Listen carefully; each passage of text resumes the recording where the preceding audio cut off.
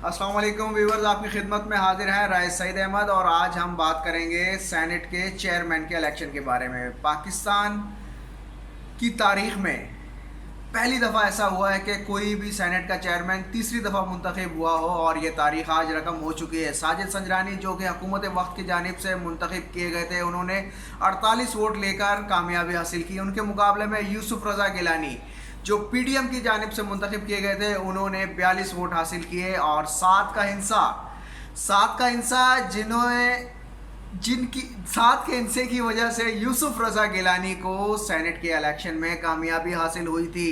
वहाँ पे वो 7 वोटों से कामयाब हुए थे, वहाँ पे 7 वोट मुस्तरद हुए थे, और उन्होंने शेख हफीज़ के अगेंस्ट वो इलेक्शन जीता था। और आज जब 7 वोट मुस्तरद किए गए तो वो ये इलेक्शन हार गए। इसे कहते हैं आसमां बदलता है रंग कैसे कैसे।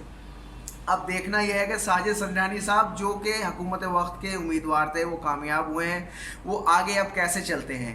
और जब ये इलेक्शन ख़त्म हुआ, वोटिंग ख़त्म हुई, तो फारूक ऐशनाइक ने उसी टाइम पे एहतजाज किया, और उन्होंने जो प्रिजाइडिंग ऑफिसर था उससे कहा कि ये वोट मुस्तरद नहीं है, क्योंकि मोहर जो थी वो बैलेट पेपर के अंदर एक बॉक्स बना होता है, उसके अंदर लगानी होती है। अगर उसके बाहर मोहर लगी हुई हो या जो उम्मीदवार है उसकी तस्वीर से साइड पे मोहर लगी हुई हो, तो ये वोट मुस्तरद कहलाता है। लेकिन प्रिजाइडिंग ऑफिसर ने उनकी बात को मुस्तरद करते हुए उन तमाम वोटों को मुस्तरद ही करार दिया। उन्होंने कहा कि अगर बॉक्स के अंदर मोहर लगाई जाएगी तो वोट सही करार दिया जाएगा, अदरवाइज वो वोट कैंसिल होगा।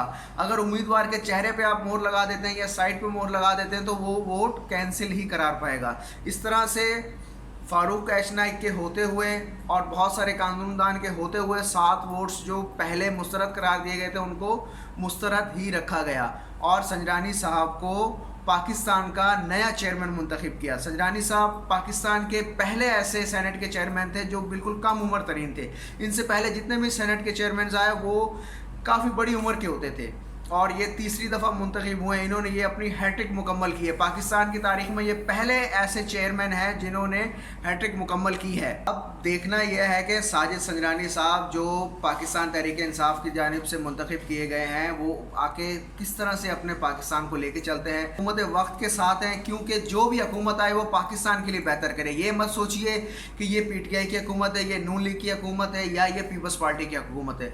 जो भी पॉलिटिशियंस आए, जो भी लीडर आए, उसे अपने मुल्क के बारे में सोचना चाहिए। इसी तरह से हमारे चैनल के जितने भी मेंबर्स हैं, हमारी टीम की जानिब से साजिद संजरानी के लिए नेक तमन्नाएं और ख्वाहिशात का इज़हार है, और हम अल्लाह तबारक व तआला से दुआ गुजार हैं कि वो इस पाकिस्तान को तरक्की की जानिब गामज़न करेंगे। राइस सईद अहमद की जानिब से अल्लाह हाफिज़, फ़ी अमानिल्लाह।